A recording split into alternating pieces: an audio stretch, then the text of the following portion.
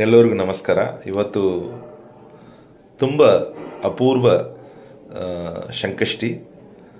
ಮಂಗಳವಾರ ಟ್ಯೂಸ್ಡೇ ಬರೋ ಸಂಕಷ್ಟಿ ತುಂಬ ತುಂಬ ವಿಶೇಷವಾದ ಸಂಕಷ್ಟಿ. ಇವತ್ತು ನೀವು ಏನು ವಿಷಯನೋ, ಯಾವುದು ಗೋಲ್ ಆಗಲಿ, ಯಾವುದಾದ್ರೂ ಸಕ್ಸಸ್ ಬೇಕಾದರೆ ವಿನಾಯಕಕ್ಕೆ ಹೇಳ್ಕೊಂಡು ಪೂಜೆ ಮಾಡಿಕೊಂಡು ಉಪವಾಸ ಇದ್ದು ಸಾಯಂಕಾಲ ಅವರು ಅಭಿಷೇಕ ನೋಡಿಕೊಂಡು ಅಭಿಷೇಕ ಬೇಕಾಗಿರೋ ಐಟಮ್ಸ್ ಹಾಲು, ತುಪ್ಪ,